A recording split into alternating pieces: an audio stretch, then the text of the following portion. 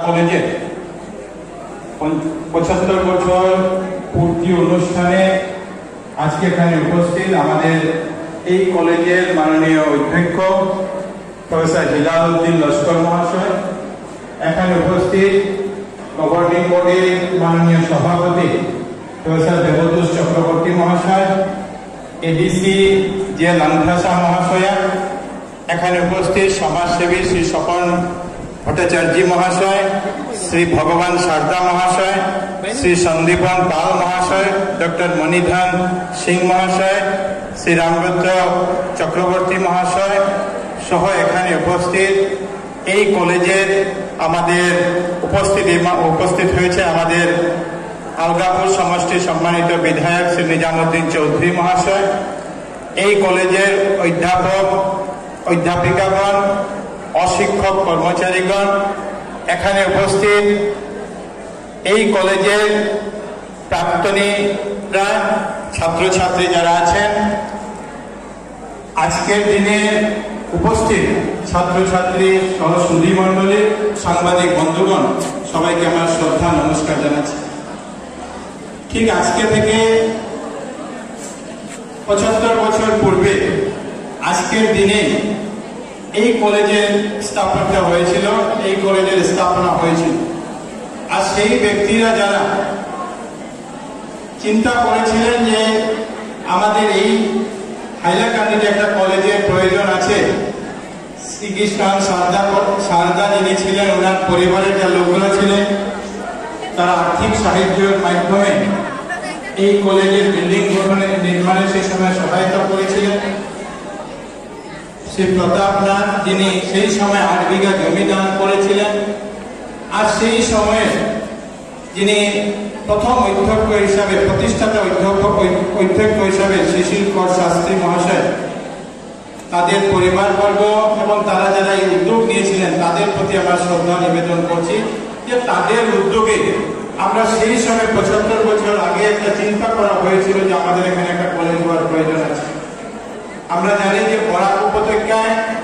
১৯৩৭ সালের পূর্বে যদি এখানে কলেজে পড়ার কোনো ব্যবস্থা ছিল, তো পার্শ্ববর্তী যদি আমাদের ছিল তো সেটা ছিল বর্তমান সিলেটের, বাংলাদেশের সে মোরারি চাঁদ কলেজ, কলিকাতার প্রেসিডেন্সি কলেজ বা গুয়াহাটির এই কলেজ, সেই কলেজ ছিল। ১৯৩৭ সালে প্রথম গুরুচরণ কলেজ শিলচরে স্থাপিত হয়, পরবর্তীতে করিমগঞ্জ কলেজ আরো ১০ বছর পরে ১৯৪৭ সালে প্রতিষ্ঠিত হয়, আর তার ঠিক ৩ বছর পর সেই অবিভক্ত কাছাড় জেলার এই হাইলাকান্দি মহকুমায়, এই হাইলাকান্দি শহরে শ্রীকৃষ্ণ সারদা কলেজ স্থাপিত হয়। আর এই ৭৫ বছরের যে জার্নি, ৭৫ বছরের এই যে লম্বা ইতিহাস, সেই সবার আমাদের জানা আছে যে তিলে তিলে করে আজকে কলেজ কোন জায়গাতে পৌঁছেছে। এখানে শুনে অত্যন্ত আনন্দ লেগেছে যে যখন বিভিন্ন কলেজে ন্যাক শুরু হয়েছিল, ন্যাক এগ্রিগেশন শুরু হয়েছিল, বরাক উপত্যকায় এই প্রথম কলেজে কলেজ এ গ্রেড পেয়েছিল। অনেক এর চেয়ে বড় বড় নামী কলেজ আছে, কিন্তু তারা পাননি এই শ্রীকৃষ্ণ সারদা কলেজ পেয়েছিল। আর সেই সময়কার যারা চিন্তাধারা করেছিলেন যে ৭৫ সালে, আজকের দিনে আমরা জানি যে আমাদের জেলাতে বলতে গেলে প্রায় ৬০টি কলেজ আছে, আর ৮ নম্বর কলেজের নির্মাণের প্রক্রিয়া এখন শুরু হয়েছে। কিন্তু ৭৫ বছর আগে যারা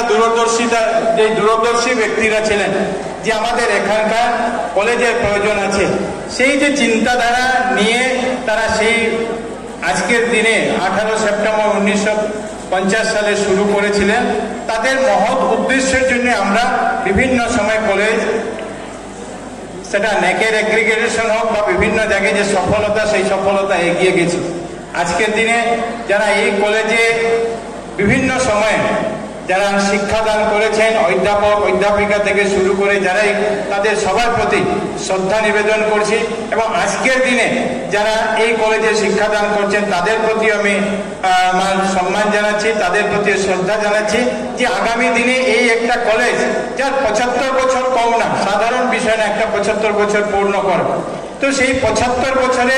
এক কলেজকে আগামী দিনে যাতে আমরা একটা ঐতিহ্যবাহী কলেজ হিসাবে নিয়ে যেতে পারি, সুনামের সঙ্গে এই কলেজের উত্তরাধিকারী হিসাবে আপনারা সবার দায়িত্ব, আমাদের সবার দায়িত্ব এই কলেজের যাতে শ্রীবৃদ্ধি আমরা করাতে পারি, সেই অনুরোধ আপনাদের সবার কাছে রাখছি। আজকে এই অনুষ্ঠান আজকে থেকে শুরু হলো, আগামী 1 বছর পর্যন্ত এই কলেজের অনুষ্ঠান চলবে। কিছুদিন আগে যখন 23 আগস্ট আমাদের